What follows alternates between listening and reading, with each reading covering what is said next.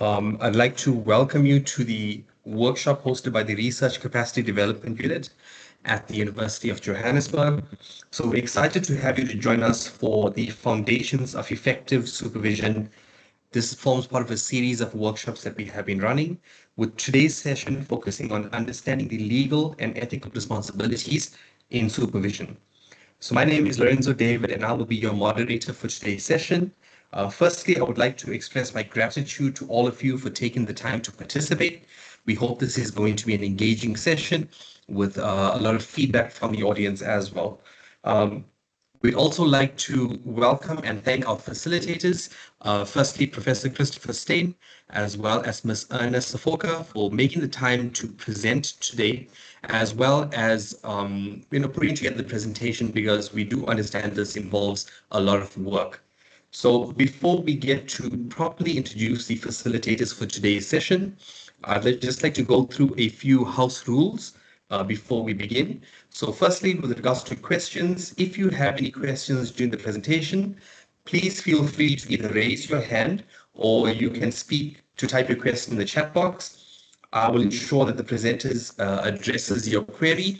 I would just like to, if I could quickly ask Prof. Steyn and Ms. Safoka, would you prefer to have questions during your presentation, or should we hold questions until the end of your segment of the presentation? Which will be your preference? I think from my side, either. I don't mind going either way, whichever. Okay, thanks. From my side, the same. I really don't have any issue with questions asked during the presentation. Perfect. Thank you. Thank you so much. The next point we'd just like to go through is in terms of recording and materials. So please note that the session is being recorded. It's currently being recorded, and the presentation slides will be provided by the respective presenters. Both the recording and the slides will be uploaded to our Moodle communities by the end of the week. You will notice in the chat, which I will post shortly, there is a feedback survey link that I will be providing. So during the session, we will receive a feedback survey in the chat. We kindly ask if you could please fill it out to help us assess the workshop's value, as well as to provide suggestions for improvement from the RCD unit. Additionally, please take a moment to share your appreciation for the facilitator's efforts. The fourth point would be a certificate of attendance. So the feedback survey will also contribute to our facilitator as well as the RCD reporting. And by completing the survey, this will ensure that you receive a certificate of attendance through our RCD management system. I'd just like to highlight that the RCD management system did go live this past Friday.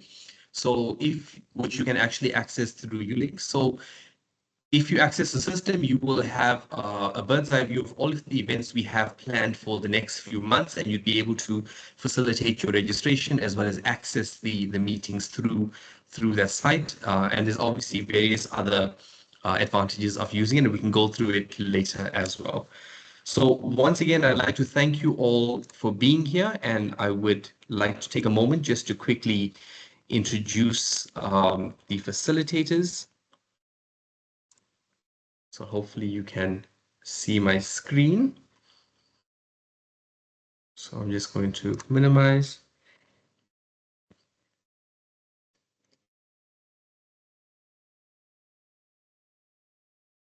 Okay. So Mr. Nkosi, can you just kindly let me know if you're able to see my screen, the presentation? Yes, Doc, I can see your screen, but it's not on presentation mode. Okay, I'm just going to stop sharing for a moment.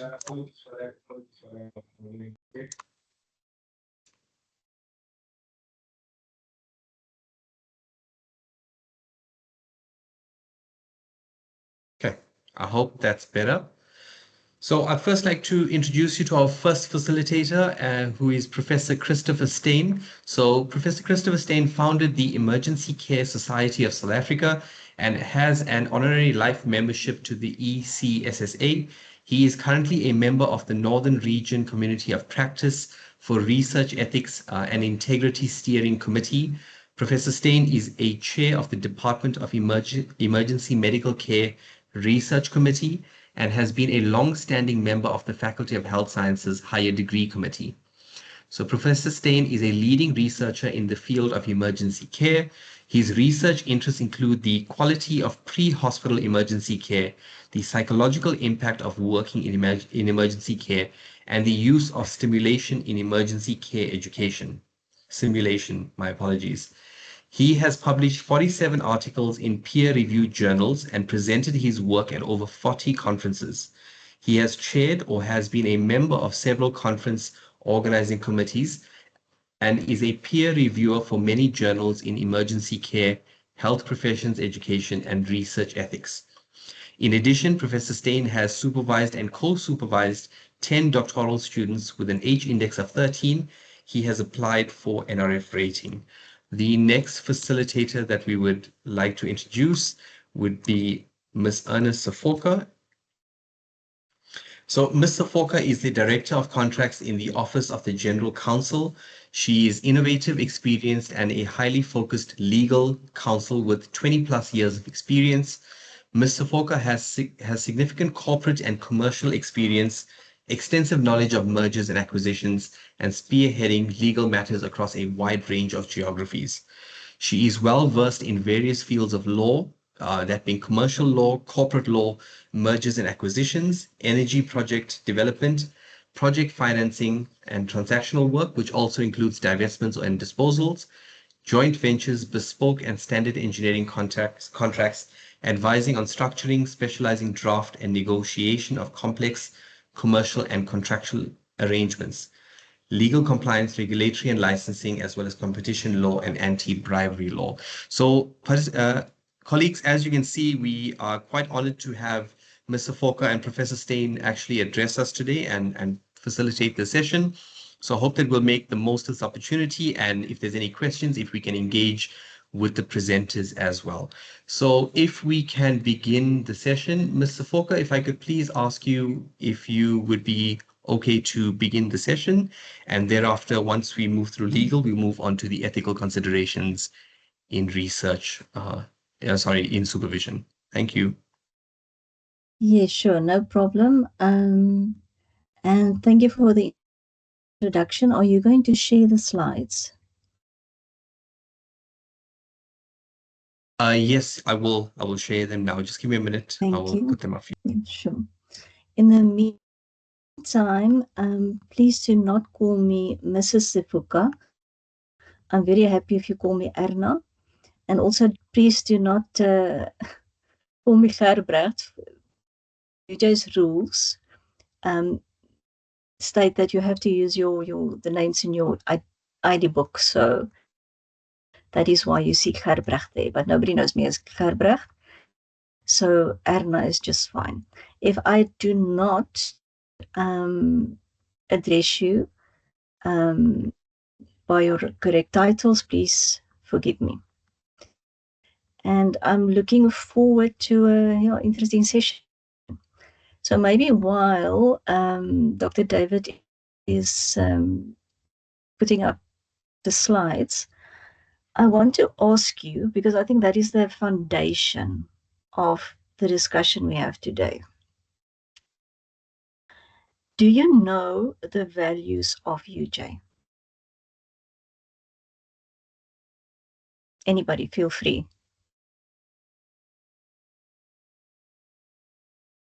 Nobody wants to go? The reason I'm asking that is, like I said, foundation. So it's actually very easy. It's 4 I's. So it says impact, innovation, inclusivity, integrity. And even if your values are not aligned with those of you, it's important that you, in your role as supervisor, display these values. Very important. So we can move on to the first slide. The next one, please.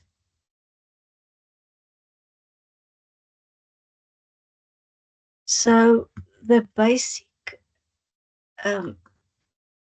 landscape that I want to take you through are the blocks you see here. So we're going to talk about the legislative and policy landscape. I'm not going to go into the details of the policies of future because I'm sure you're well familiar with those. And we're going to speak about PAPIA, consent, NDAs, liability insurance, IP, diversion, inclusion, and equity, and ethics. And I specifically did not want to mention details around health research, and I'm sure Prof. Stein will address those issues. Can we go to the next slide? Okay, but yeah, I need participation. Yeah. Okay. So you see the word there, call. What do you think I'm referring to? Please, anybody? I'm thinking of a car.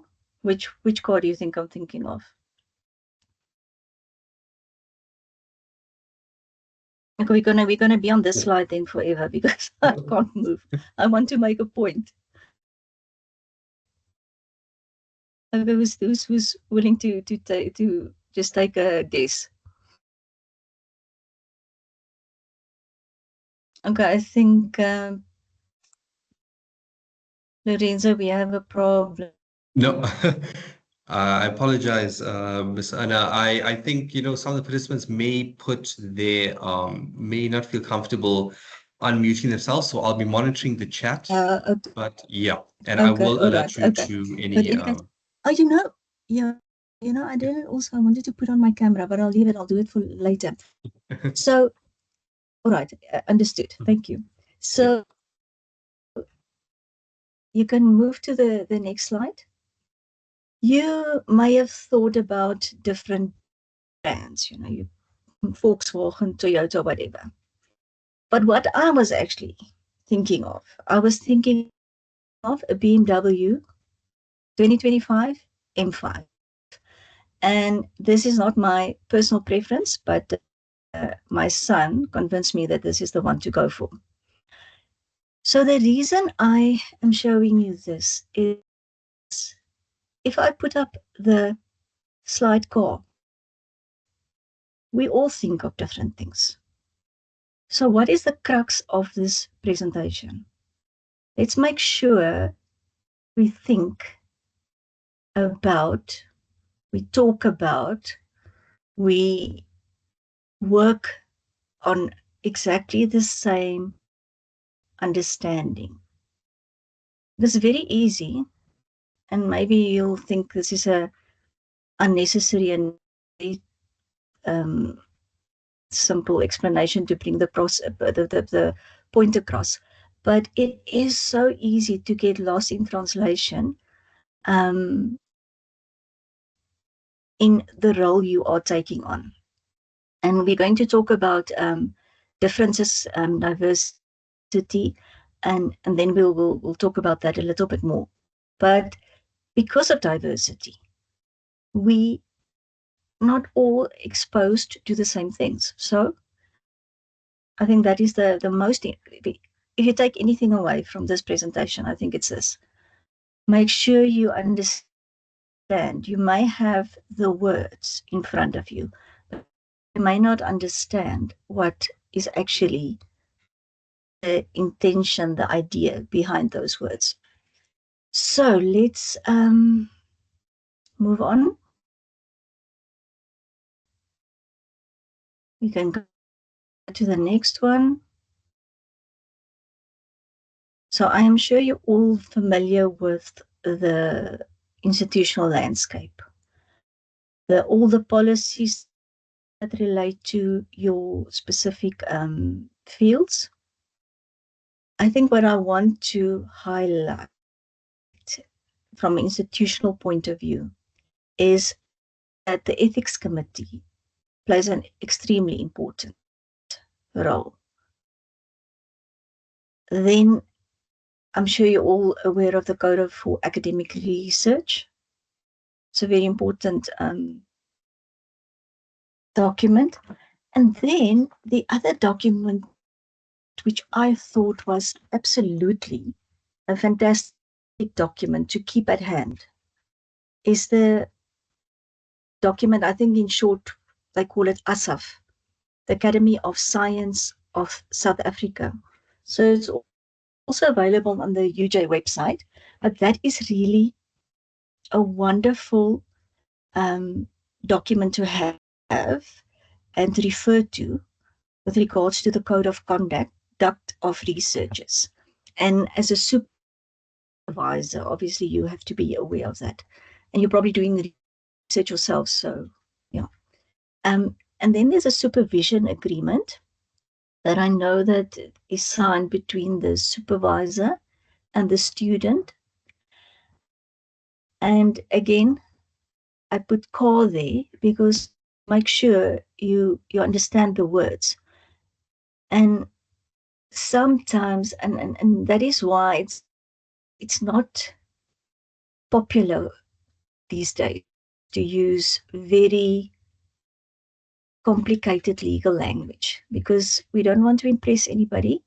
We want to make sure that we know what we want to say, what is the agreement between us, and we say that with simple language so that we all understand. That's what, in South African law, we always go first back to the contract to see what was the understanding between the parties, what was the intent. Okay, so make sure that you understand what is in the contract. And then also, if you have maybe a joint supervision, there's a collaboration with another university, same principle applies. Make sure you understand what is in there.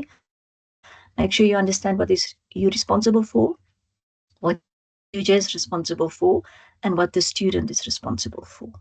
And then obviously what the counterparty, your collaboration partner, will be responsible for. We can move on. Sorry, Ms. Anna, can I just ask a question, if that's okay? Yes. So with regards to Sure. the supervision agreement as well as the joint, okay, I understand in terms of the joint supervision agreement, it obviously would make sense to have it down in writing. And I know generally from a legal perspective, it's, if I'm not mistaken, it's good to have everything down in writing because obviously word of mouth or verbal agreements can't be verified. So in terms of the supervisor agreement, would you suggest having a written sort of contract, if for lack of a better word, with our students, just Yeah. outlining No, in terms of our, would that be yeah. okay? And would that the document have to be checked Yeah. before? You are UJ has a document which is an agreement between supervisors and students. It's actually on the website. So if you don't have it, I'll forward that to you. But I think it is important, especially if we get to ethics.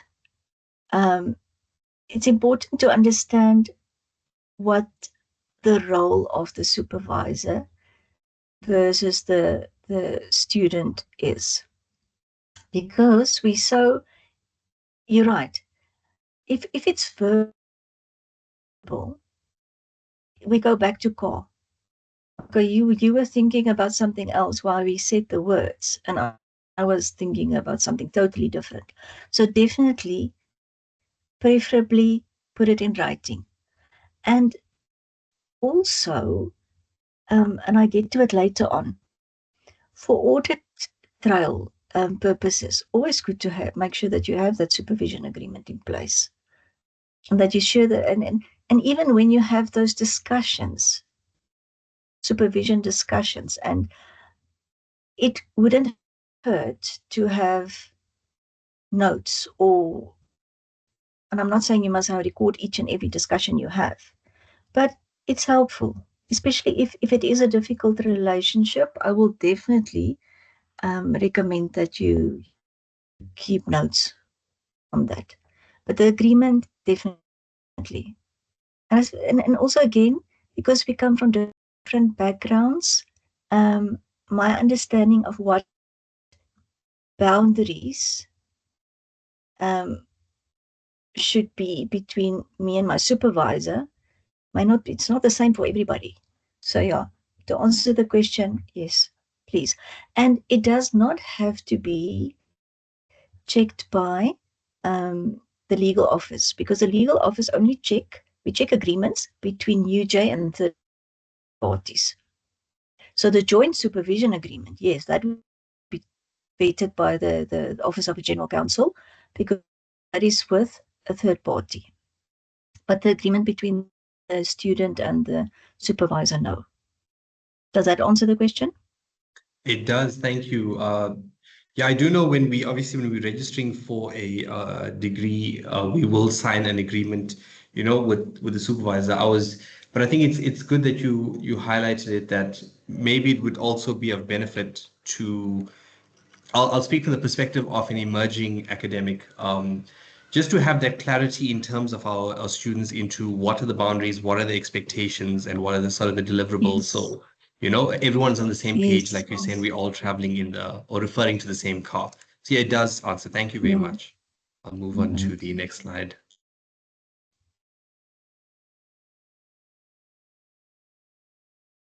So from a national landscape perspective, I just wanted to highlight the most important acts that will apply in this scenario. So the Constitution with your rights, fairness, and all of that. And then you have your Higher Education Act, your Qualifications Act, the Higher Education Qualifications Sub-Framework Act. And then we can move on to the next one. And here we get to those other important ones, PAPIA, which we're going to discuss in detail, and the National Health Act, which I'm not going to spend time on because, like I said, I'm sure Prof. Stein would be far more, definitely in a better position to discuss that. Same goes for the Medical Research Council, animal protection, intellectual property rights we're going to touch on, and then on ethics, we're going to have a short discussion. And here's that document that I referred to earlier, the one from the Academy of Science. A wonderful document to look at. I don't know if you've had a look at it already, but it's really, I thought, a very nice, I don't want to call it a cheat sheet, but a nice, just a go-to guide. And then the South African Ethics in Health Research Guidelines, also important. And then regulations relating to research with human participants. Very sensitive matters when it comes to human tissue. Actually human participants. So we can move on. You probably saw from my when Lorenzo introduced me that I am not, and my background is not in the higher education world. So that's why I definitely do not want to elaborate too much on the research issues with regards to health legislation. So we can move on to the next one. Okay, so we all know PIA, we all know it's important, but do we know why it's important? And just for a little bit of background, we know that we have a regulator, personal information regulator. So the regulator is not paying attention. The regulator is actually doing rounds, and they are very active all over. I understand corporates, and we at UJ had a visit from the regulator. So it's important that we pay attention to what is required under PAPIA, and it is not just to be a record or to make sure that we keep proper records. It is extremely important to understand what we are trying to do. So for many years, in Europe and elsewhere, they had legislation to protect personal information. We didn't have it. We only got this recently in 2013 or so. So it's extremely important, especially when you're collecting data, to make sure you understand what is your data subject. Okay? And when you say you processing or processed information, what does that mean? It means that you actually took that information and you did something with it. So why do we have to make sure we keep this information, we deal with it in a certain way, and in the way that PIA subscribes, is because if there is a data breach, which is not impossible, there's a data breach at the university and university information is leaked. It might take a couple of days before we know what data has been breached. Okay, and I don't know if you have, I don't believe that any research data has been compromised. There was a small data breach previously. Like I said, I don't believe it was any research data. But important to make sure that you keep your data safe. And if you don't need it anymore, that you destroy it as per. Yeah. So we can go to the next slide.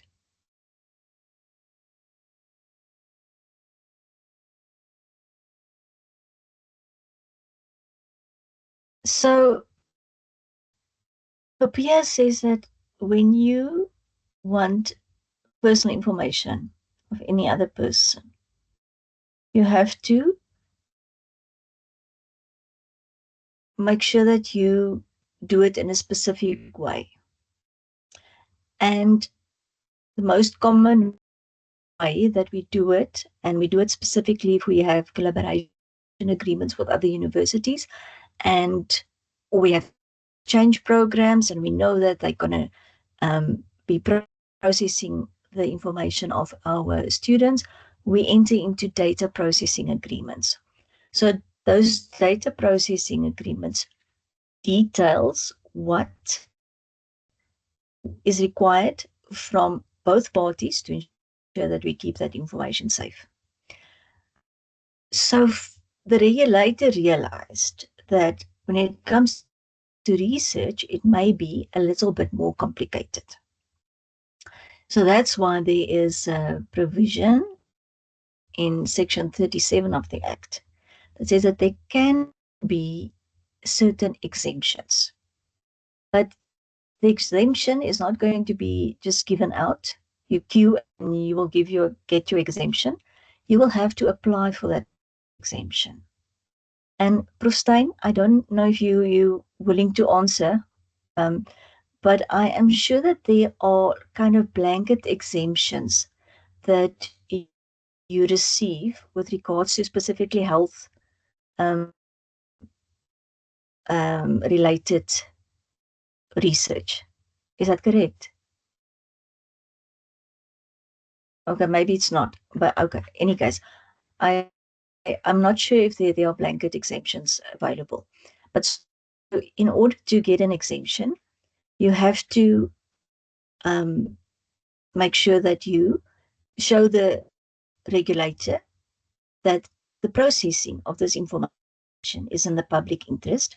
We're going to use this information to cure a disease. Or you have to show that the processing involves a clear benefit to the data subject. So either one of those, not both. And it might be that the regulator says, I will give you an exemption, but here are the conditions to the exemption. So that is very important to ensure that you then comply with the conditions set out in that exemption. We can't now, as I said, it's not as if we just queue and get our Section 37 exemptions. it is very specific, and the regulator looks at each and every case individually. You can move on.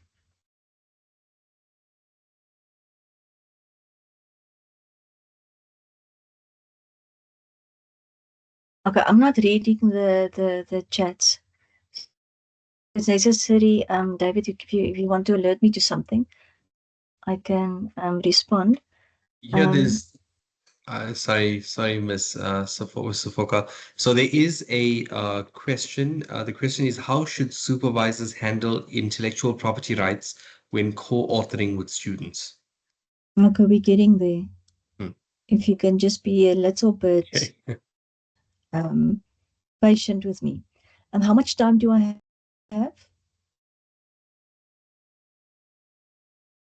You have some time, I think, up to another 20 minutes. All right. I'll be quick then. So then there are also research exceptions. And again, when it comes to those cases, very important to make sure that your ethics committee has oversight over your research. And in any event, if you go through the policies, you'll see the process to follow and what approvals you need to get from your research committees. I'm not going to go into the detail because I think we've talked about the security around data, but with regards to exceptions, if you have an exception with regards to following POPIA, you have to make sure that you either have anonymity, you don't use specific details so that a person can be linked to that information, and do whatever you can to unnecessarily expose the personal information. And then also be specific in your exceptions. You will have specific guidelines as to how you must treat your the data. We can move on.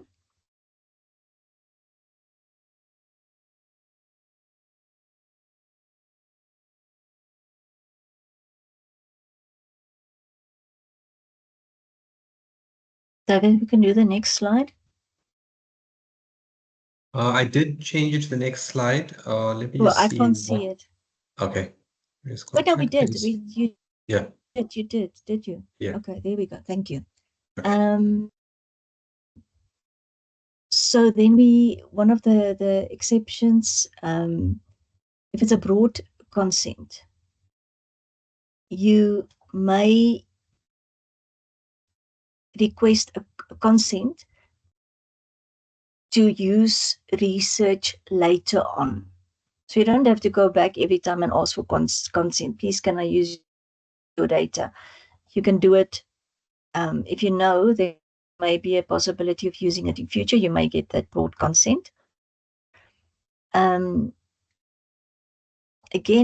if you're getting consent is impractical, we can say the public interest overrides that, but you still have to make sure that you're ethical about in the way that you use the data and anonymity as far as possible. And then we mentioned previously also, I don't think I'm going to go through these, but the data subjects' rights. They have the right to access the information that you have about them. They may correct or delete or request you to delete data. And if there is a data breach, obviously you have to inform your data subjects that there was a breach. But that is something that the university will do as a whole. So you don't have go on your own now to all your data subjects and inform them, university will deal with that, because the university has a specific way in which it deals with data breaches. It's important to inform the university if you think that they did not inform all the data subjects. Okay, let's move on.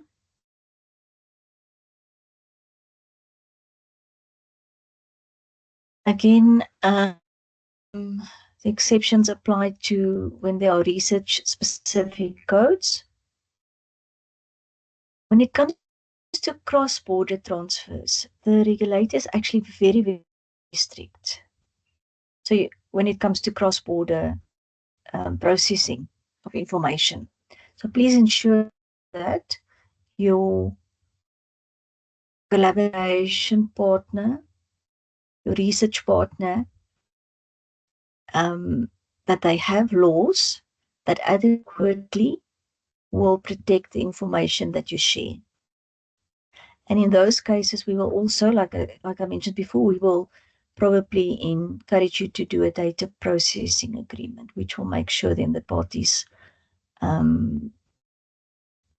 both have obligations to ensure the safeguarding of the information. And an important point with regards to personal information, but in general in research, I would think, is to make sure that you document activities so that in case there are questions or investigation, that you have the audit trail to go back to that paperwork and show that I've had this data processing agreement in place, it was signed, the other party breached it, but we had it in place. So important to do that. And then also you cannot keep data forever and ever. You, as soon as it's possible, you have to ensure that you delete it, or if you retain it, that you do it in accordance with the policies and the codes of the specific research. Let me call it, if it's in the health sciences, then whatever codes prescribes your archiving and for how long you can keep certain monsters.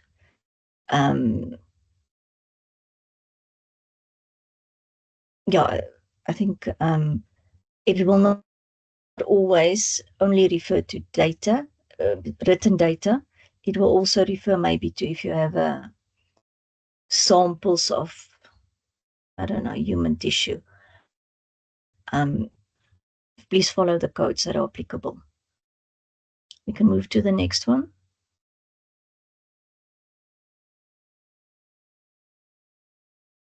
Because when do you get consents and when do you get NDAs? I'll go quickly through this one. When you have participants, you make sure that they understand that you're still going to follow PAPIA, but you're going to make sure that they know that you're going to use the information and you're going to get them to sign a consent form. We can move on. Normally, when you have you're collaborating with private companies, or you have a partnership, collaboration with another party, and you want to ensure that your information is that not disclosed, you will enter into an NDA. So this is not the same as PAPIA, but it is to say, listen, I get some of your confidential information, you shared that with me, and I'm going to keep that safe as per the terms of our agreement. So we'll sign NDAs. We actually have specific templates at the OGC for research. So keep that in mind if you require an NDA to be signed. We can move on.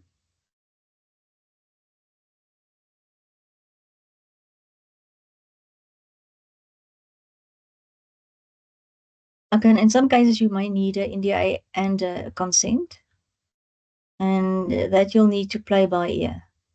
Because maybe you say, okay, I want to keep your information confidential, but I also need to get consent under PPA for you to ensure that I get your information as per the legislation. We can move on. Okay, here we get to intellectual property rights. So I'm not sure if you are probably aware of the IPR Act. That is the most important consideration when it comes to IP and sharing of IP in South Africa. So what it states, it says that if it's IP emanating from publicly financed research, it is owned by the recipient of the funding. Okay, so UJ is a publicly financed institution, right?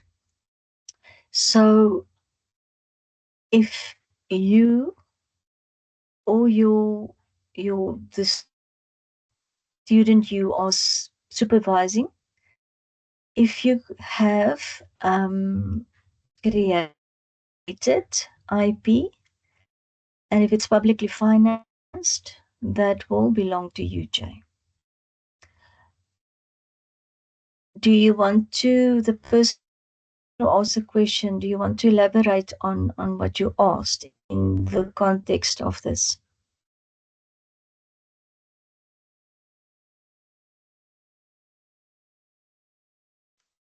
I think that will be Silindile. I will, your mic is enabled if you'd like to unmute yourself, or alternatively, you can feel free to pop your response in the chat. Thank you.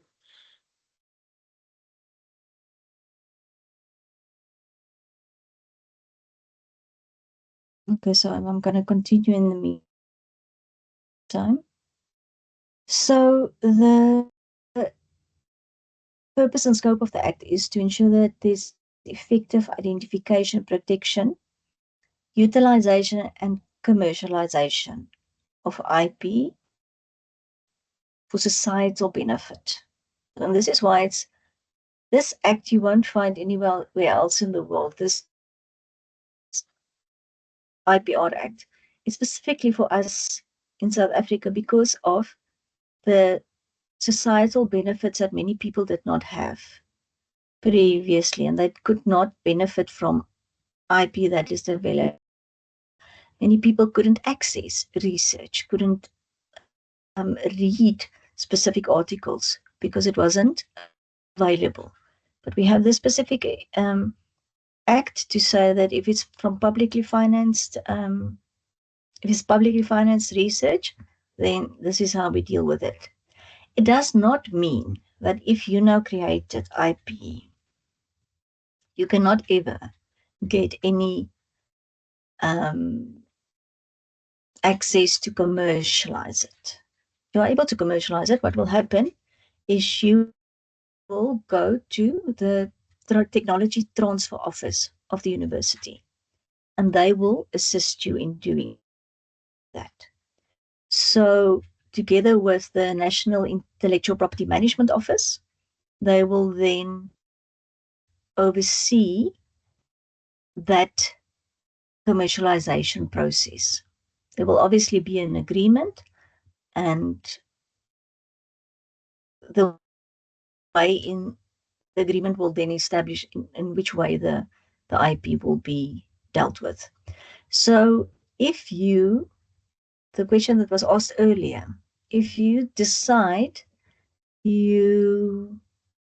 so you now is assisting your student with research. That ownership is with the university. Okay, it's publicly financed. But if you decide then that you want to commercialize that, then you will both have a share, and that share will be decided in the agreement that you intend to. Okay, I see there was a thumbs up, so we can move on.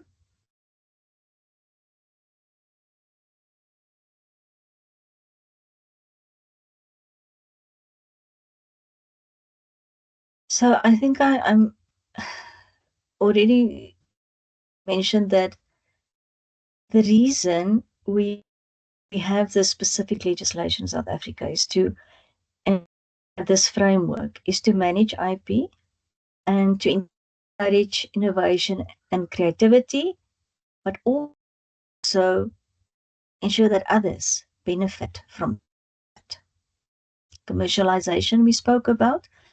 The TTO will become your biggest buddy when you decide to commercialize, because they will help you through the process. The OGC will not do that. It will be the TTO. And then it also, keep in mind that it does not prevent collaborations between public and private sector. What we do in agreements, there is a collaboration. It depends on how much the private sector is contributing to the IP.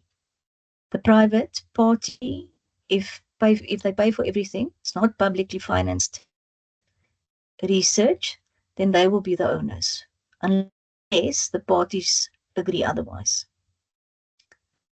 But it really depends on what the objective of the parties are in and what they envisaged for those collaborations. We can move on.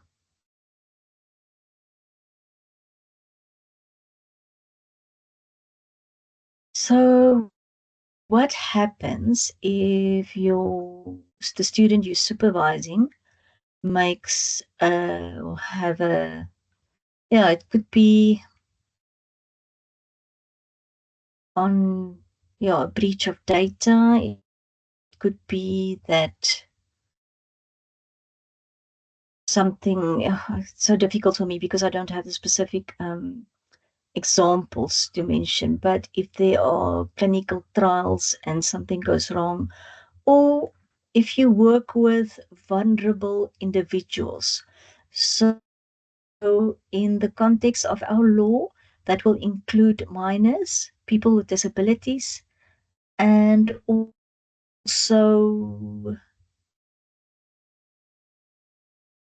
who else is vulnerable in terms of our law? I think that's it. Oh, okay. And actually, in terms of criminal law, females under the age of 25, but it is more in an education institutional setting. So there is professional indemnity insurance cover that the university has. But what I would think would be important for you is to understand what exactly that covers, and also if there is damage or loss to other parties in this research work, then there is comprehensive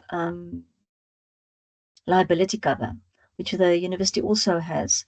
But again, make sure that you know that it applies to you. I did reach out to the governance department to ask about that, and they said it really depends on, they've never ever had a claim with regards to research.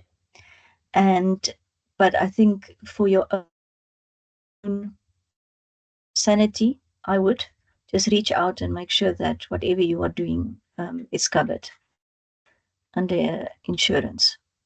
Yes, I saw there was a Yeah. tab. Okay, I can't read it. Okay, yeah. Sorry, so there's a message from Senzo Ndela. The question is, what are the liabilities of supervisors in cases of student research misconduct or plagiarism? You see now, misconduct. Okay, professional liability insurance cover will now specifically. Okay, there we go. Thank you. I wanted to just, if I may, Prof, just add that plagiarism and is dealt with separately in the university. Plagiarism specifically. Misconduct, I'm sure Prof Stein will enlighten you with regards to that. So we can move on.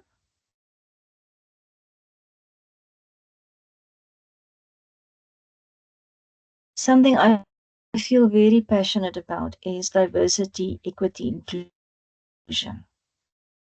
And even, I'm not sure how, but at my age, we also start looking at the difference between generations.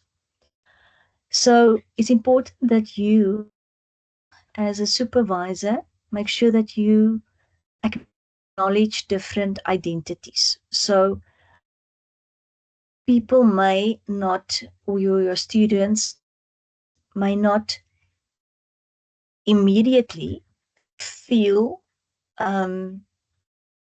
that link because you may be of a different gender, different race, or your student may be disabled, or you may be disabled. So I actually don't like to use that word, but let's now, for lack of a better word, use disabled. So it's important to find ways in which we can connect. And let's be aware of our privilege and power. And in cases where that is relevant, because it isn't. And I want to say, if I look at the UJ community, I don't think it is as common as you would maybe find at a different institution. Okay, I can't also do that, but I'm going to go on and then let me just finish this one. And then there is implicit bias. So implicit bias is when you're not even aware that you have a bias towards a certain group of people. But what is very interesting, and you may want to do it, Harvard, if you search on Harvard University's website, they have an implicit bias test. And I can tell you now, many people I've asked to do that test were surprised to find out that they actually have implicit biases, which they were not even aware of. So maybe do that just to make sure that you're mindful. And then the Perception Institute, you can also search that. They have fantastic articles about how to be perceptive and how to be sensitive to other people's needs and different cultural background, and sure they embrace that and not discourage the wonderful work that may come from the research by not embracing the person. Okay, what is that question? Lorenzo, can we go to that question? It's not a question. It's an apology. Amira actually had to leave for another meeting, so she has posted a message. Okay. Yes. Yeah. Okay. All right. So we can move on.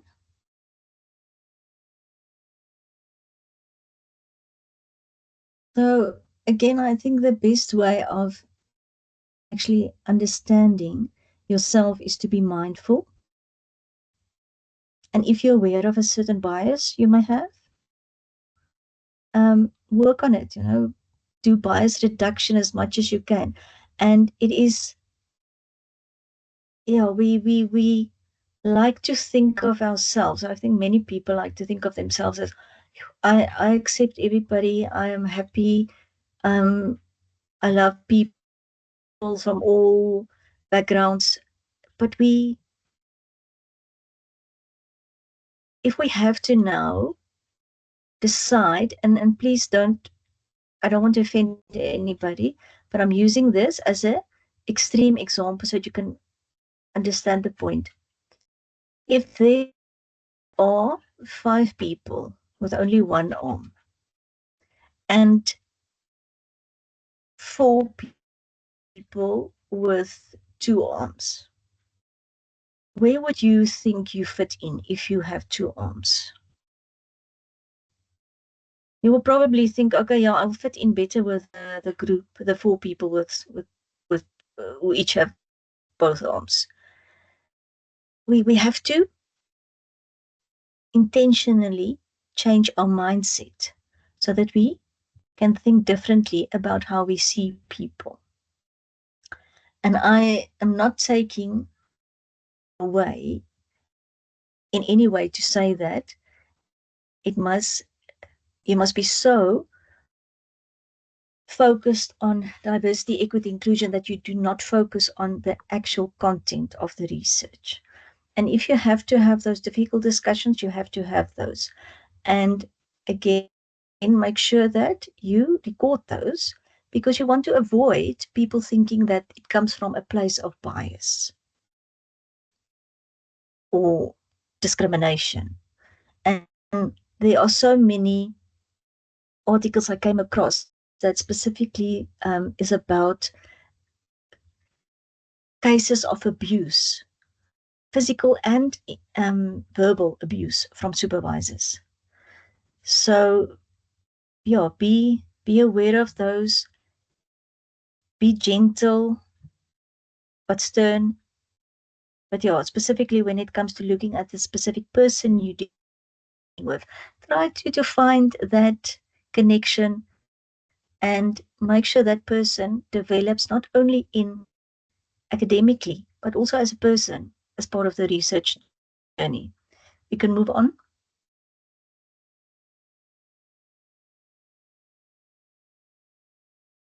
Okay, ethics is such a difficult thing to explain to somebody. And again, I want to say core. We're going to think of different things, but I think keep in mind where we started, the values of UJ: impact, innovation, inclusivity, integrity. And then we make sure that we understand the specific ethical principles to our field of research. And I'm sure Prof. is going to touch on that specifically, because there are so many sensitive fields. And I said to Dr. David before I agreed to do this, I said to him, I'm so hesitant to speak about ethics because it is so wide and such a very, very difficult thing to pin down. So they take guidance from people who are knowledgeable in this field, people who can give you guidance. Whenever you in doubt, seek guidance. There are so many people who are qualified who maybe you have been in that situation before, to assist you. Okay, so make informed decisions. It is complex. Some may not be complex, but those different and subtle nuances can make a huge difference in the outcome of how you decide to respond to specific ethical issues. We can move on.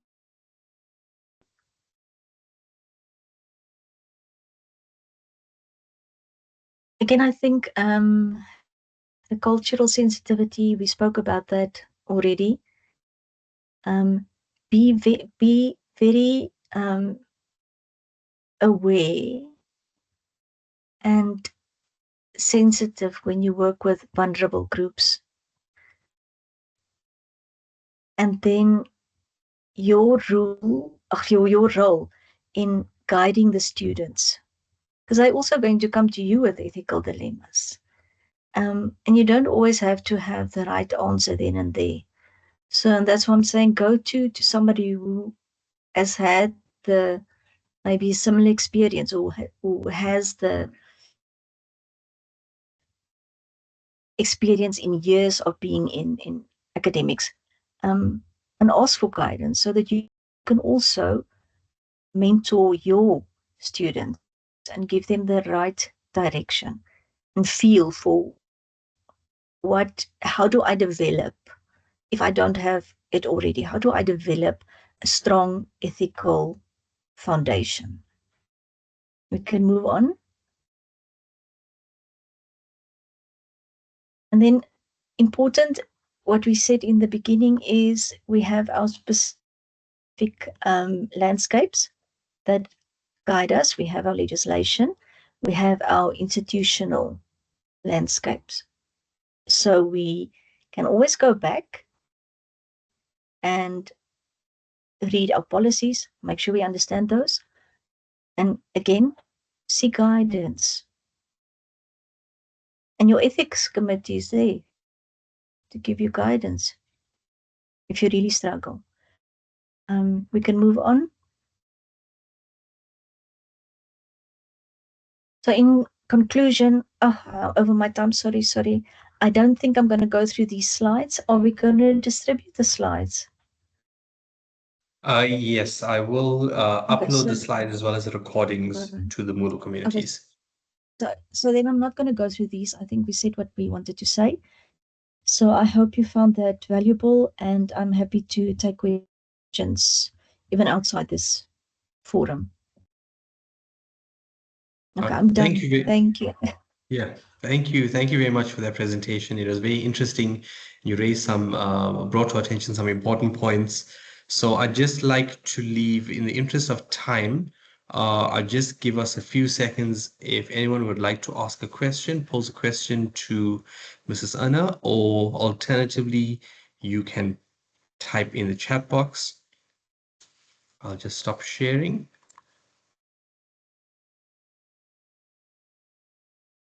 If there are no questions, then I think we can move on to Professor, or there does seem to be a question. It says, how should supervisors respond to cases of harassment or discrimination involving students?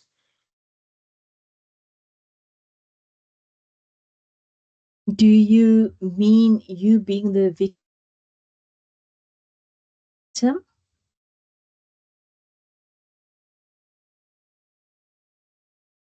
Okay.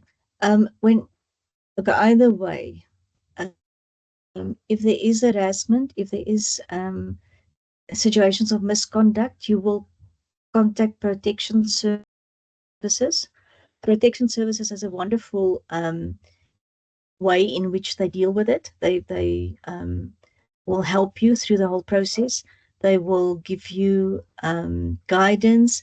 It will, if required, be discussed with my colleague Tayera Johnson, who is dealing with litigation and general affairs, and they will assist you in how to deal with this going forward.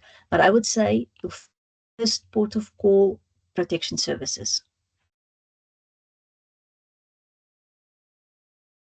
Okay, thank you. Thank you very much, Mrs. Anna. Silindile, I see there's a reaction. So if there are no other questions, I'd like to move on to our next facilitator, who is Professor Steyn. And Professor Steyn will be presenting on the ethical responsibilities in supervision. So Professor Steyn, the floor is yours. Thank you once again. Thanks. I'm just going to share my slides quickly. This is the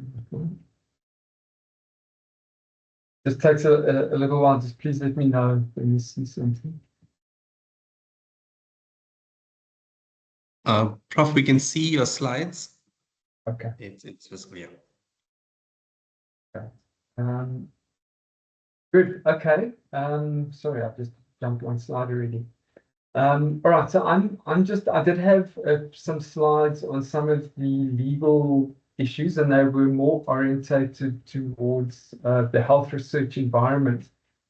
But I think in the interest of time, I'm just going to, I'll leave that for now because I think quite a lot of it has been covered. So I'm just really going to talk about the ethical issues.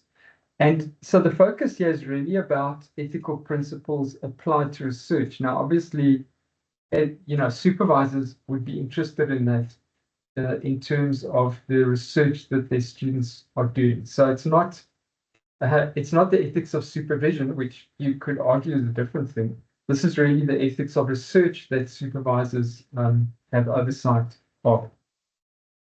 And then just to mention in the intro, it's a little bit outdated, but obviously for today, the most important things in terms of my background is that I chair the Faculty of Health Sciences Research Ethics Committee and the Senate Research Ethics Committee as well. All right. So just briefly, each faculty at UJ, with the exception of the Faculty of Law, which is in the process of setting up their own independent Research Ethics Committee, but all the other faculties have these. And these are the committees that have oversight over research ethics specific to that faculty. But then there's also the Senate Research Ethics Committee. That's a subcommittee of Senate. And SREC really deals with most of the time policy generation and a kind of strategic direction of research ethics in the institution. And also a little bit of research integrity, and I'll mention research integrity more towards the end, what that is and what it encompasses. It's not really formally part of the presentation, but there was that question earlier on about plagiarism, and I will touch on that at the end. So SREC deals a little bit at the moment with research integrity as well. I just also wanted to point out that there was a reference earlier on to the Code of Academic and Research Ethics, which is a document that's been around for a very long time, and it does cover issues related to research ethics. But we also have more recently, it was approved last year, a policy on research ethics. So I just wanted to bring that to your attention. If you've got questions about research ethics policy specifically, then this is the go-to document that is available on the internet. And the intention in the longer term, probably in the next year or two, is to strengthen the policy framework around research ethics and integrity and misconduct as well. And once all of those things are in place, to eventually retire the code, because at the moment it's important, but we are in the process of putting in, I think, better policy around all of these things. So the code is still there, but we're trying to strengthen this policy framework going forward. All right, so just to touch on ethics. So we've heard about various legal aspects, but obviously ethics is not the same as law. Sorry, colleagues, could you just hang on a second for me?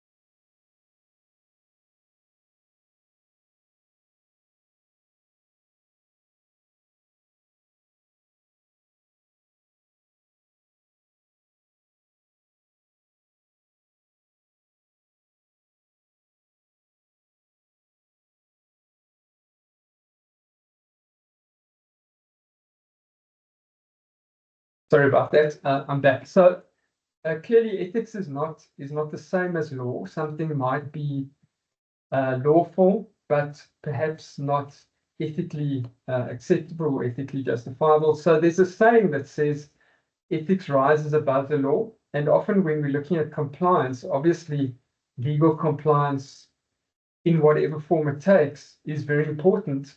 But it is generally regarded as a minimum requirement. There might be other ethical questions that still need to be taken into consideration. So ethical decision making, and I'm obviously talking now specifically with regard to research. Ethics in general is a very wide field, but I'm focusing specifically on research ethics, requires some kind of framework. So if you're trying to, evaluate a student's research and decide whether it's ethically okay to proceed, it really helps if there's a kind of a system that you can use, a framework. Otherwise, you tend to get bogged down in a whole lot of very, very complicated questions. So for that purpose, we have a number of different things. So the first is that the ethical principles, and that is really what I want to spend most of my time on this morning. But of course, there are others as well. There are some regulations. And then in one of the previous slides, there was also a reference to some research ethics guidelines. And probably the most important ones that we have, again, are related to health research. You generally find that health research is the most tightly regulated and legislated kind of research field for obvious reasons. So we have these guidelines as well. I'm going to focus mostly on the principles for this morning. And they're quite helpful. That they're at quite a high level of abstraction, which means that you can apply them quite broadly.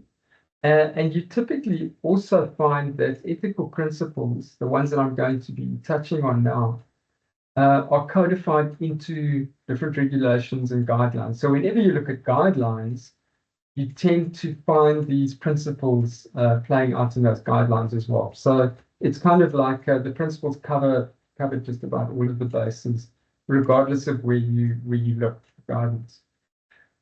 So I'm going to talk about four what are often referred to as guiding principles of research ethics. They are sometimes criticized. They can conflict with each other and be contradictory, but they are in very broad use. So despite their weaknesses and problems, they are very, very widely adopted, and you've probably heard of these somewhere before. So the four that I'm going to touch on are the principle of respect for autonomy. This is sometimes also phrased as respect for persons. They are slightly different, but I'm not going to focus too much on the difference here. But this is about really autonomous decision making, and this is actually reflected in the Constitution as well, from a legal perspective, that people have the right to not be involved in research without their consent. So there's also kind of a legal link, and the National Health Act says quite a few things about this as well. So that's the first one. Then the principle of beneficence, principle of non-maleficence, and the principle of justice. So I'm just going to touch on those four things quite broadly, not in great detail this morning.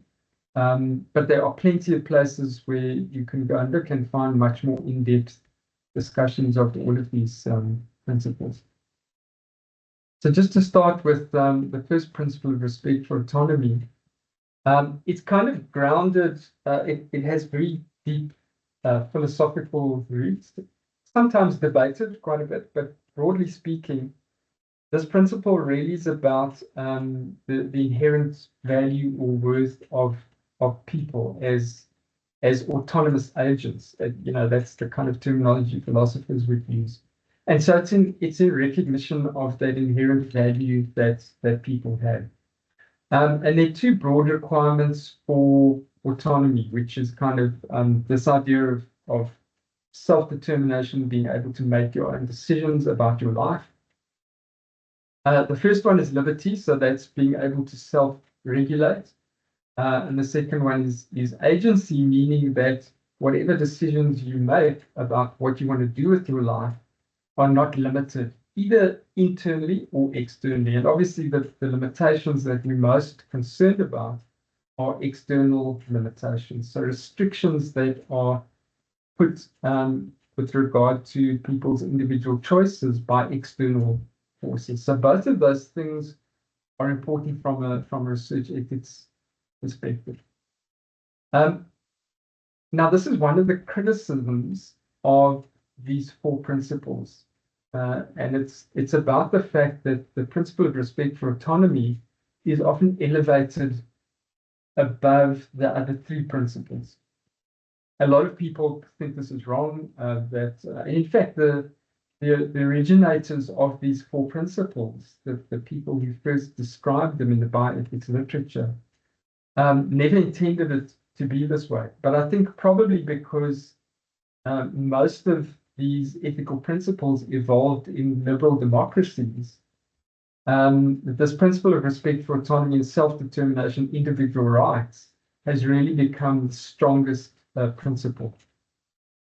So for that reason, it gets a lot of airtime, it gets a lot of attention, and it's considered obligatory, meaning that as a researcher, you really have to pay very, very close attention to this. You'll see some of the other principles we couldn't consider them to be obligations of researchers. They, for example, beneficence, which I'll get onto next, is not an obligation on the part of a researcher, but certainly respect for autonomy is considered obligatory. And then they're basically, this is split up into two different types of obligations. The one is negative, and these are obligations on the part of the researcher, obviously. Negative obligations are ensuring freedom from controlling influences. So in other words, making sure that research participants are able to freely and voluntarily consent or just make a choice about whether they want to participate in research or not. And then positive obligations are related to disclosure. So what that means is that researchers are obliged to ensure that in making an informed choice, an autonomous choice, research participants have all the information that they need to weigh up the advantages, the disadvantages, etc., and make a proper choice. If you withhold information, important information from participants, obviously that's a problem because they cannot make a truly autonomous choice. So a lot of this relates to informed consent, as you can quite easily imagine. Now, obviously, there's a big legal component to informed consent as well, particularly in health research. It's written into the National Health Act very, very clearly. And it's also, as I mentioned earlier on, it's in the Bill of Rights of the Constitution as well. But the kind of underlying principle of this implementation of informed consent is, in fact, respect for autonomy. Okay, so all human participants must give prospective informed consent. Now, that's kind of a principle, and this is what I was referring to earlier on about this one principle being sort of elevated above the other three and becoming the most important one. Certainly in modern research ethics, this is the approach. That it's an expectation that the moment somebody participates in research, they have given prospective informed consent.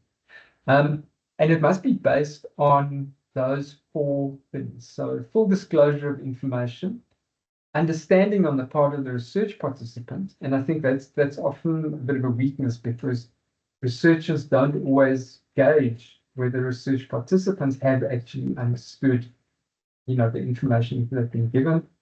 Voluntariness, so that's the negative obligation, making sure that there are no controlling influences or anything that would make research participation involuntary.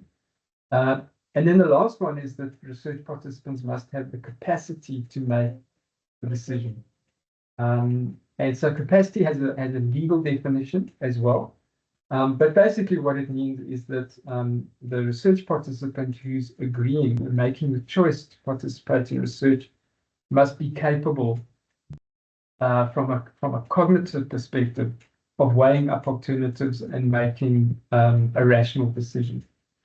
So the problem with this, one of the problems, is that this insistence about informed consent is that it leaves very few options for research when you can't meet these four requirements.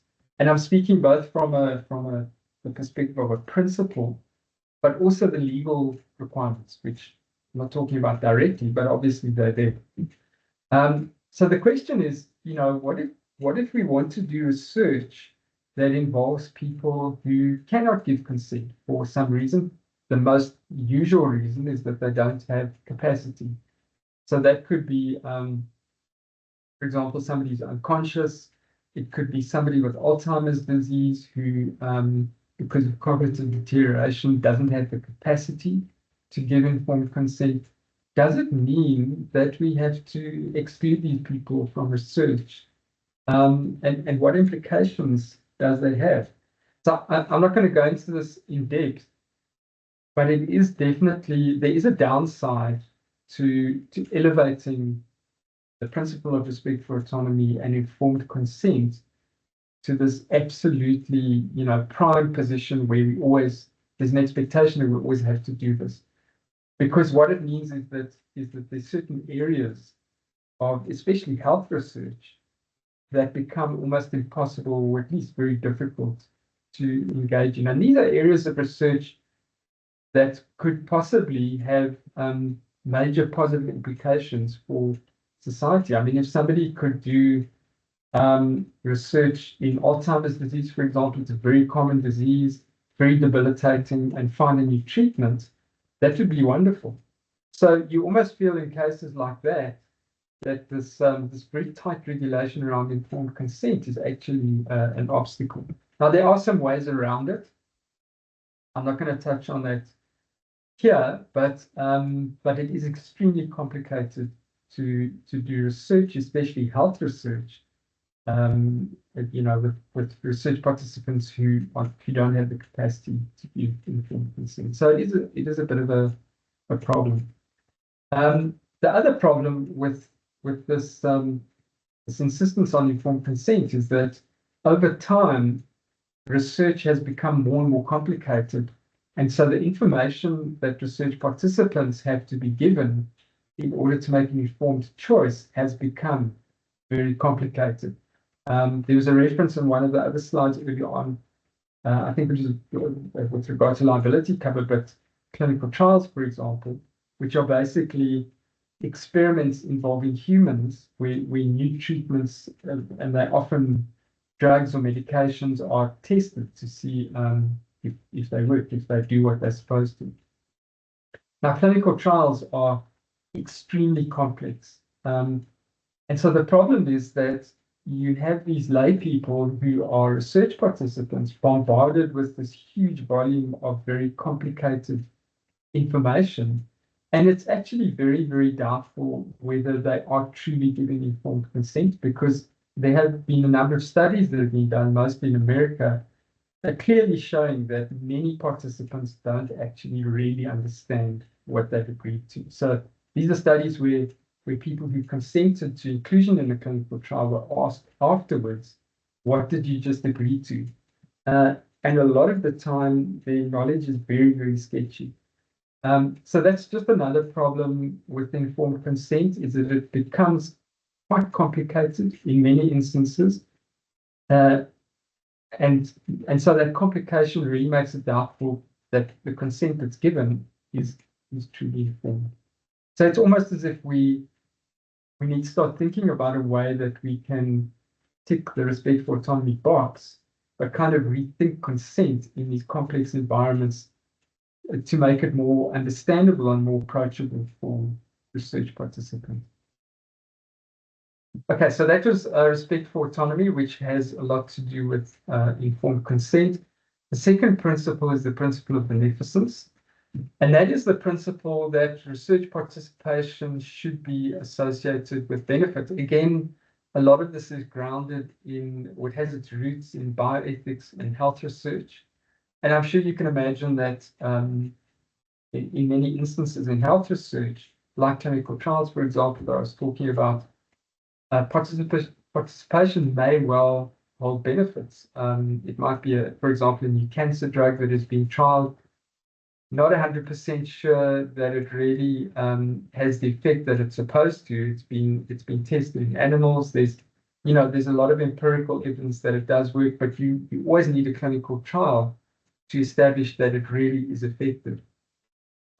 So research participants getting into a clinical trial like that wouldn't be guaranteed a benefit, but certainly if what we think about the new treatment is correct, then they should benefit from it. So that's the whole idea of the principle of beneficence, is that wherever possible, research participation should benefit participants. But we cannot say that it's an obligation, because I'm sure at the same time you can think of a lot of research that doesn't give participants direct benefits. And in fact, the moment you kind of move out of the medical research field, a lot of other research is actually not associated with direct benefits to participants. So that is fine. I mean, we can't, and that's why I say it's not an obligation to uphold this principle, because if we made a rule that said research participation must always provide benefits to participants, then we would cut out a lot of valuable and meaningful research. So the fact that we do a lot of research across many different disciplines that doesn't provide direct benefits is not a problem, provided the risks are minimal. And so we always think about benefits and risks together. And I'll elaborate on that in a moment. There are some other benefits though. So, I mean, the most obvious one is direct benefits to research participants, that the individual who's participating derives some kind of benefit to themselves through participation. But there are also indirect benefits. And we have to also think about the benefits of social value of research and the results that it generates. And so that can translate into future benefits for other people. So not just the research participant, but other people, in the future, where that new knowledge can generate benefits. So that is definitely something that needs to be considered, but it's quite a tricky one, because when you're thinking about a particular research project, it's often quite unclear to what extent that future benefit will actually happen. We need to have some understanding of how this research, if it's completed, we assume that it will be completed, translates into some kind of benefit. And the reality is that a lot of research is done, especially at universities, postgrad research, that earns people qualifications, but it doesn't actually translate into any kind of change in the real world. I mean, that is just simply the reality. So, yes, benefits does include, the social value of new knowledge in the future for benefits for other people. But quite often it's sort of overstated, and we need to be careful about, how certain we can really be that those benefits will actually materialize. Okay, so I mentioned a moment ago that when we think about benefits, or this principle of beneficence, it's usually not thought about as an isolated thing on its own. It's usually together with the risks. So we talk about the risk-benefit ratio, and we can justify research without benefits as long as the risk is low or minimal. The moment risks start increasing and there are no benefits, it becomes ethically a difficult argument to make that is an acceptable thing to do. So generally, as long as that risk-benefit ratio is favorable, the research is acceptable. This third principle is the principle of non-maleficence, and it's kind of related in a way, sort of, to the previous one, because I've just said that we always think about risks and benefits together. And so the principle of non-maleficence is that foreseeable harm should never be done to research participants as a result of their participation in the research. So that part that I've underlined there is really important, because research is often embedded in other contexts, and there are often risks associated with the other context as well. So, for example, somebody might be participating in research that's being done at a clinic, and something happens at the clinic while they're there for the research and they get harmed, but it wasn't actually directly related to the research. It wasn't through their participation in the research specifically. That wouldn't be considered a research risk. So what we're talking about here, the principle of non-maleficence, is harm from the risks that are posed by the actual research itself. And so some research, in fact, most of it is associated with small risks. In a health context, a risk of harm might be putting a needle into somebody's arm to draw a blood sample. The pain that's experienced is a harm, but it's a small one. And most of the time, if we counterbalance that with potential benefits of the research, then we come out at a favorable risk-benefit ratio. So a lot of it is about that balancing of the two different things. And that only works up to a point, though. So, serious harm, that's the point at the bottom of the slide. Serious harm cannot really ever be justified. So you can't say it's okay to expose a participant to a risk of serious harm because the research carries very significant benefits. That risk-benefit ratio only holds to a certain point, and beyond that, the argument is we just shouldn't be exposing people to these kinds of risks. And that's often quite a difficult decision to make. These are the kind of things that ethics committees grapple with, trying to figure out whether that ratio is balanced enough or whether the risks that participants might be exposed to are excessive. Negligence, which you could Prof, define. Yes, Prof? sorry. Yeah. I'm sorry, I just have a quick question. So what we have in Pupia is actually almost impossible to prove and to say I want those exemptions when you have to prove that there is no the benefit to the third party is so magnificent that it would not, there will not be any harm. So I wonder how you ever then get to a point where you can prove that. Yeah, I think the word prove would be very difficult because we're dealing with decisions that are being made before the research happens, and we have to try and kind of read into what we understand about how it might work in the future. So we can't really prove those things, but I think it's similar in a way to the ethical decision of whether research is allowed to continue or not. Is we just have to look at that it's almost a sort of a balance of probabilities about whether we think this will hold benefits or not. Sometimes, I mean, there are rare cases where, for example, clinical trials go horribly wrong. And they had to be stopped prematurely because unforeseen things had happened and there's serious harm that is done. Those cases are quite rare. In the main, by the time a study gets to the clinical trial point, there is quite a good understanding of all the underlying theory, etc., etc. So one can make an educated, I guess you could call it educated guess about how the benefits and risks are going to play out. There's always the chance though that it might be wrong. But I guess it comes down to what would a reasonable person think would be the case based on what we know about the underlying theory or whatever. Thank you. Okay, so yeah, all right.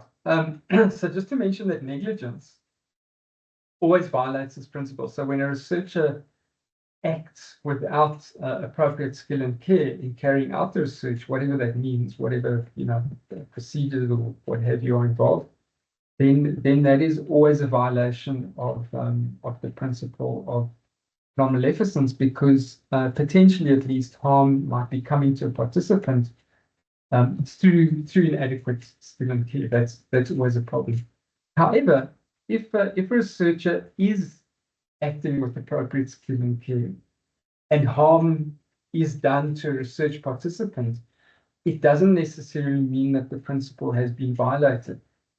Sometimes unforeseen things happen. Occasionally, obviously, those are quite rare things, but it doesn't necessarily mean just because somebody has been harmed that the researcher, from an ethical principle perspective, has done something wrong. That person might have done everything right, and some unforeseen thing just happened on the day. So that's important to remember. And then just to summarize the main differences between the principles of beneficence and non-maleficence, beneficence is a positive requirement, and it's not obligatory. So we said we like, it's nice, it makes research ethically kind of more justifiable, I guess, if there are benefits for research participants, because they're always giving up something, even if it's just giving up their time to participate. So it's really good if there's a kind of a trade-off that they get something out of it, but it's not obligatory. We can't go so far as saying that there must always be direct benefits for participants. And then non-maleficence is a negative prohibition. So it's a negative prohibition of harm, foreseeable harm.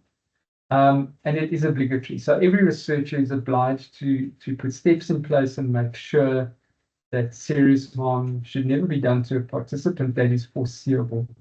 Obviously, remembering that occasionally, in rare instances, unforeseeable things might happen.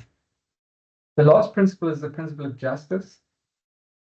And that is really this idea of fairness in the conduct of research, that research participation to some degree or other can involve benefits, but also burdens on research participants. But those burdens should not be group specific. So it should not be the case that a particular group based on gender, race, and many other variables should unfairly be burdened through their research participation or unfairly enjoy benefits that other groups don't.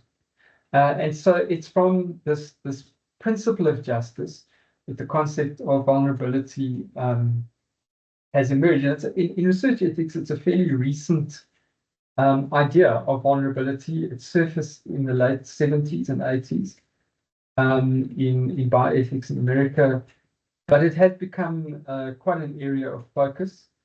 And basically, what it's about is that there are certain categories of people who are basically at greater risk of injustice or exploitation by researchers, and those groups should enjoy special protection. So in brackets are some examples, and this goes back to a report in America that was published in 1979 that identified these specific groups. One of the problems with vulnerability is that it's kind of snowballed, and this list of vulnerable groups has grown and grown and grown to the point where, some people are saying it looks as if everybody's now vulnerable. So we just, we have to be careful about not taking it too far. The other thing about vulnerability that's really important is that it's not a conversation stopper. And when vulnerability came into fashion in the late 70s and 80s in research ethics in America, it was that. So, the moment somebody belonged to a vulnerable group or there was research that was being planned with a vulnerable group, the attitude was, no, you can't do it because you're putting these people at risk, and that's not good for them. And it turned out, in retrospect, looking back on those things that happened, that in itself was actually quite unfair. So it was quite paternalistic and overly protective, and that has been recognized. So women, as an example, women were identified in the early 80s as a vulnerable group, and as a result of that, excluded from a lot of research where they should have actually been included and potentially could have benefited from participation. So lessons were learned from that, and in fact, the principle of justice has evolved over time, and it now encompasses this idea that it's not just about protection, but it's about people's kind of right, actually, to be able to participate in research without being unnecessarily or unfairly excluded. So it's almost like come full circle, and it's recognized nowadays that the principle of justice really is balance. So fair exclusion in order to protect people, but not taking it too far. And generally what it means, if there's research with vulnerable groups, that it doesn't mean usually that you can't do the research, but it's just a question of what special protections should be put in place about that. Okay, so I just want to finish off with some thoughts on supervisory responsibilities. related to research ethics and ethical principles. And I think this is important because one of the fears of supervisors is that because of their role in exercising oversight over students that they're supervising, is that they are going to be held responsible for something that a student does. I think that is a concern. I've come across it many, many times. And the only way that we can really clarify this, I think, is to understand, and have a clear idea of what a supervisor's responsibilities actually are, where they begin and where they end. Because the supervisor can't be responsible for absolutely everything. So there is a key oversight role, obviously, and that relates both to the legal and ethical responsibilities of the research that is conducted by students that are being supervised. It's quite obvious to me that it is a shared responsibility. I mean, you can't say that the supervisor is entirely responsible and the student doesn't bear any responsibility. So it is a shared responsibility. But I think we have to recognize that students are inexperienced and they're learning about these principles, whereas the supervisor, we would assume, has the experience and is knowledgeable already about these things. And so that's something definitely to take into account, that the supervisor has to have that oversight, because students might make mistakes. On the other hand, there's the occasional rare case where students is kind of rogue and does really crazy things that you would never think they would do. And so the unfair thing, I think, from a supervisor's perspective, if a student, against advice, does things that have big, serious ethical implications, is the supervisor then still responsible?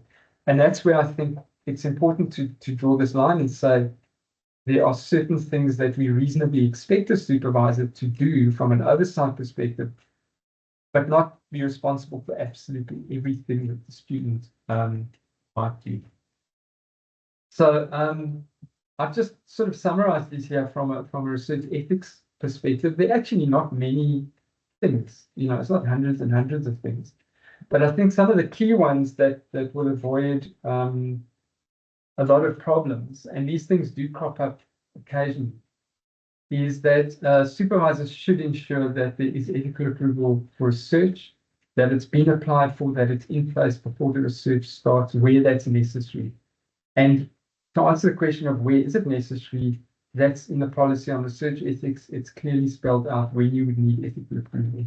And when not, it's not a requirement for all research.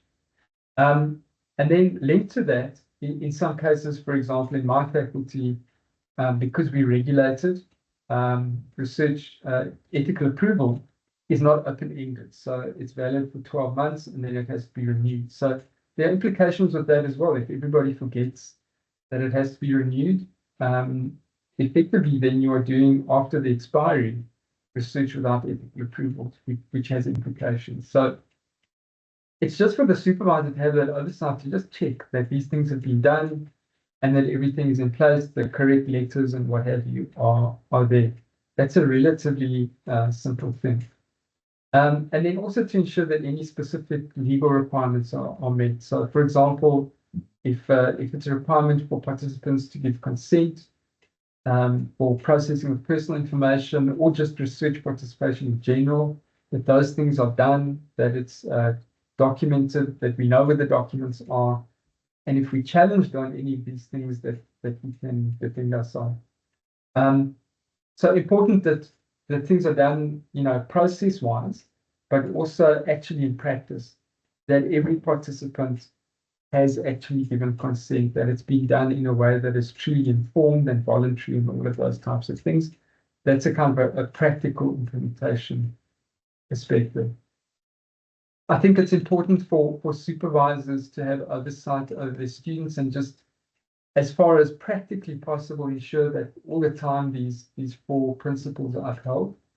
And then also, I just put this one in as the last one, to ensure that that procedures followed when things go wrong, because sometimes things do go wrong with research. Sometimes there's a deviation from what your protocol or research proposal said you would do.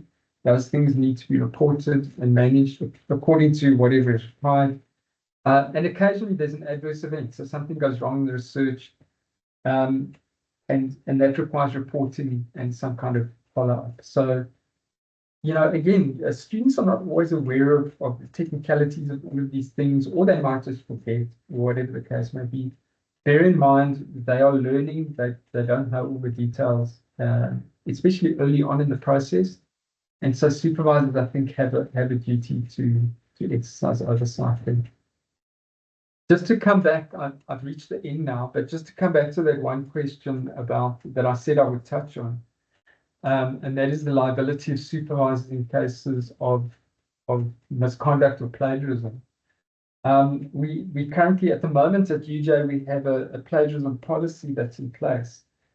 The problem is that plagiarism is only one form of research misconduct. There are other forms of research misconduct like fabrication of data, falsification of data, and even doing research without ethical approval is a form of misconduct. So there is a academic misconduct policy that is currently being developed. I'm involved in that process, but it's split across a number of different domains. And the aim of that is to really come up with a comprehensive, much better policy which covers all of these bases. But just to touch on the question, again, it comes down to, the question might be about legal liability, which I'm not the best qualified person to answer, but just in terms of what you can be held responsible for as a supervisor, I think it's, what I just said now about research ethics specifically, is particularly important, that we can only be comfortable supervising students if we know what we are responsible for as supervisors. So there must be a clear definition, and in fact, in this revised policy, there is a section on what are reasonable expectations and responsibilities that supervisors should be taking regarding oversight, for things like plagiarism, falsification, fabrication, because the reality is that sometimes students can do something without you knowing, in the sense that they intentionally hide it from you. And then it's not fair to say that a supervisor is responsible for that. So I think the revised policy will be a big improvement, and I think it should give a lot more clarity in people's minds to where does the supervisor's responsibilities begin and end, and in what kind of situations students actually take full responsibility for any kind of misconduct that they're involved in. So it doesn't directly answer your question, but I think the answer would be in the revised policy. And I think that's all I know I've gone over quite a bit. Apologies for that, but that's all from my side today. Thank you very much, Prof. Steyn. That was very interesting to listen to that presentation and, answer a lot of questions. I'd just like to leave the floor. I understand that we have gone over time, so I would just like to possibly leave the floor open for questions for another minute or so. I do have a question for you, Prof, but I'll wait for the audience first, and then I can ask my question after. Thank you.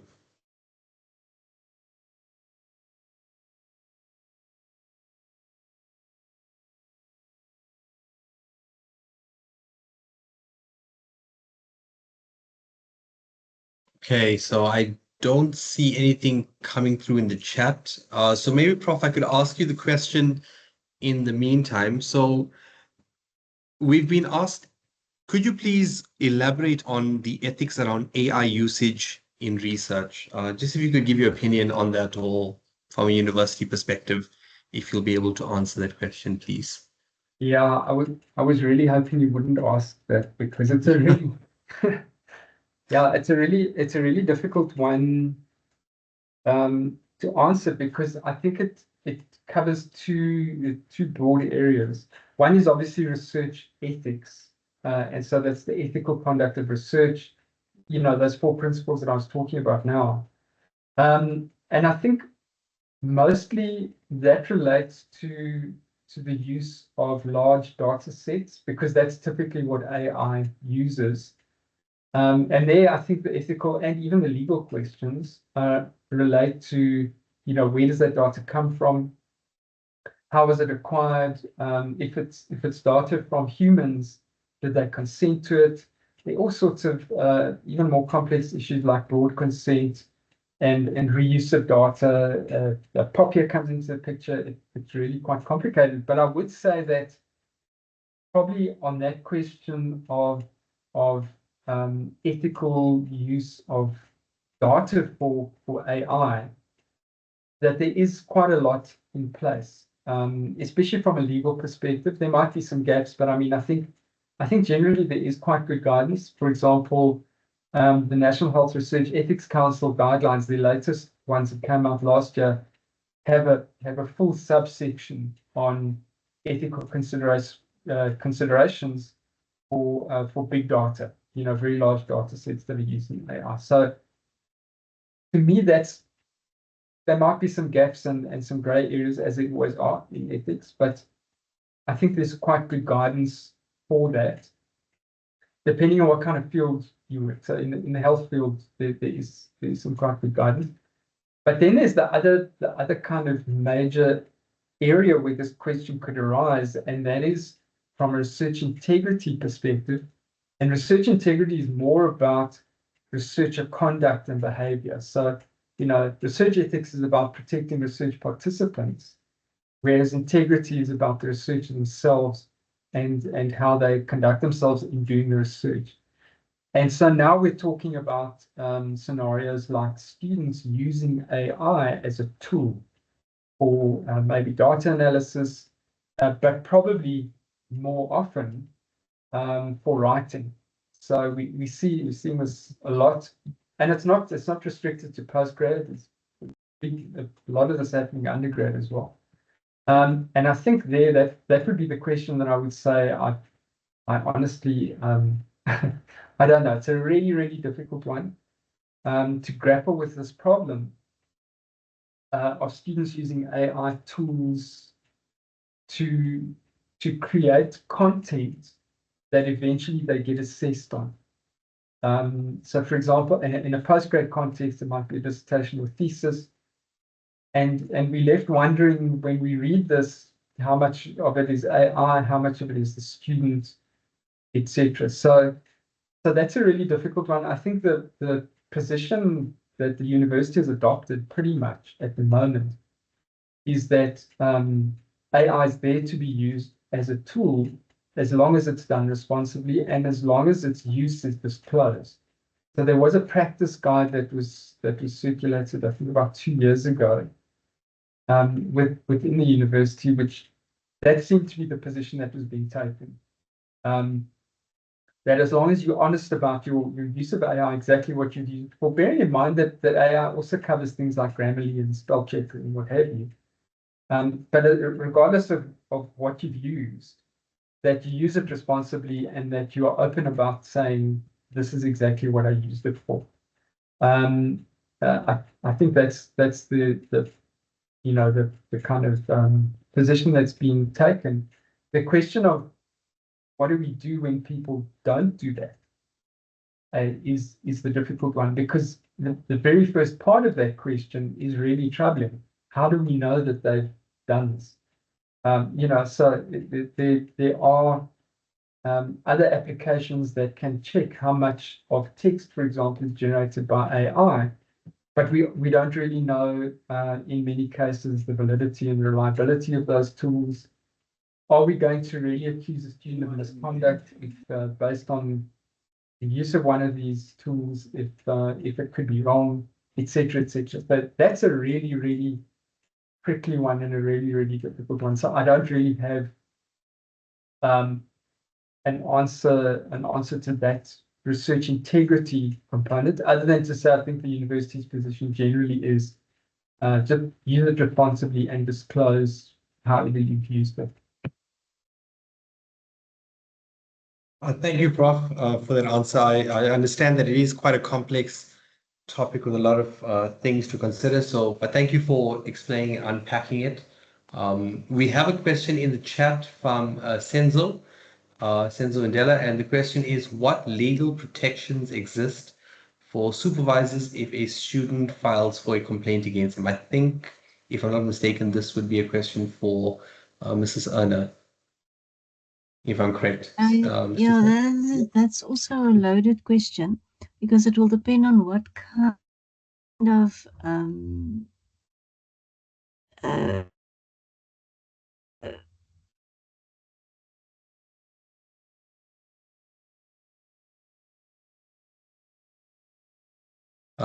Sorry, Miss Anna, Mrs. Anna, okay, you sorry. muted, yeah. Sorry. Yeah, sorry. Now I was saying it will depend on what kind of conduct we are talking about, and the same. And I think that's why it's important to have an agreement in place. And I don't think our current agreements will make provision for that. I think that there should be some other, and I don't know if you have in the faculties itself a process of dealing with these complaints. But otherwise, it will be dealt like on a similar basis that you would deal with HCM issues. So you, as a researcher, as an employee of the university, and HCM will probably follow that procedure to investigate. Does that answer it? Okay. I think, Stenzo, you can just type a message or give a thumbs up if that answers your question. But thank you, Miss Anna. I think yes, it does. So I understand we've gone quite a bit over time, so I would just like to leave a few seconds. There is a hand raised from Mr. Nkosi. Nkosi, you can unmute and go ahead. Hi, Doc. Thank you so much. I don't know where is my question directed to between Prof and Miss Anna, but I want to know what are the legal implications as a supervisor of failing to report a student misconduct or ethical violations?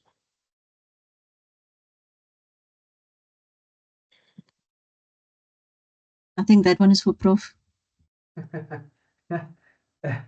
Yeah, again, I think that's, that is actually something that is a bit of a gray area, because we can obviously say from an ethical or moral perspective that it would be wrong to do that, to know that a student is doing something that they shouldn't be doing, and we don't say anything about it. But you've actually you've hit on something really important there. And I think, I was referring earlier on to this revised policy on academic misconduct that we're busy working with at the moment. And I think that would be a very important thing to write in there. Just as I'm thinking about it now, it is actually a gap to say that, what are the implications from a policy perspective of not doing this, or not reporting something that you should. So we'd obviously have to think about that quite carefully, but it should be something that's covered in the policy. And if I'm correct, I don't think it is at the moment. So yeah, thanks for that comment. I think if we can bring that back into the policy, I've just made a note of it here. That would be very useful. Thanks. But I can't answer your question right now at the moment as to what that is. Just from a general point of view, from a legal point of view, if I'm aware of a crime being committed, let's take an example. If I'm aware of a sexual abuse, sexual harassment, currently the legislation makes provision for me. There's an obligation on me to report it. Whether or not the victim is reporting it or not, or whether the victim is going to lay charges, that doesn't matter. if I am aware of it, I have to, from a legal point of view, report it. And for me, logically, I would think the same would apply. But it is not, as far as I don't know. I don't know if it's in legislation with regards to research. But if it's in a policy and we have that same kind of obligation, then obviously it will make clearer. But I think, definitely, I don't think you should be sitting on that kind of information and not doing anything about it from an ethical point of view. It's totally wrong. But then I think there must be legal implications for that as well. Prof, this policy that you're talking about, do you have any idea when the first draft will be out? Yeah, I've actually got a meeting on Wednesday with the registrar. And I think the intentions are just finishing off a few last bits. It's actually about 98% there. And then it will be going out quite broadly for comments, so the faculties and other stakeholders for comments. So that would probably be, I would guess, if we in March now, maybe the end of March, beginning of April. All right, thank you. Okay, thank you. Thank you very much. If there are any more questions, please can you raise your hand, or alternatively type in the chat box. If there is none, I think it would be safe for us to close the session. So I'll just give a few seconds, because I understand that we have gone quite a bit over time, and I apologize for that. Okay, there doesn't seem to be any more questions. So with that, we'd like to once again express our appreciation to the participants for attending the session and for engaging with the facilitators, generating interesting discussion, as well as we'd like to give a special thanks to both of the facilitators, Professor Steyn as well as Mrs. Anna. Thank you for the time and effort that's gone into your presentations and for engaging with us. We'd like to thank you very much, and we'd like to thank all participants for supporting the RCD unit. Before you leave, can I please ask to the participants, you can see that I've posted 2 links in the chat, and these links are obviously a feedback link to evaluate the workshop, what you found beneficial, and any areas you think we can improve on moving forward. So please can I ask that you fill in these 2 feedback forms. They will take 1.5 to 2 minutes max. And this feedback actually really helps us to improve our services moving forward. The last thing I'd like to say before we leave is that we have more workshops coming up over the next couple of days. And please, I urge you all to go onto the RCDMS site. And basically through here, you can access all of our upcoming events, as well as other features such as writing consultations, etc. One event that we are particularly excited about is a panel discussion, which will be held on the 20th of March. That's this week, Thursday, between 10 and 12:30. And the topic of this will be mentoring the next generation, insights from senior professors, senior and emeritus professors on basically navigating academia. So I think it'll be a really interesting topic, and we hope to see many of you at that session as well. We've got some really distinguished panelists, and yeah, we hope that you can attend. So once again, thank you everyone for attending. I wish you all a great day and hope to see you again in future presentations and workshops. Thank you. Goodbye. Thank you very much.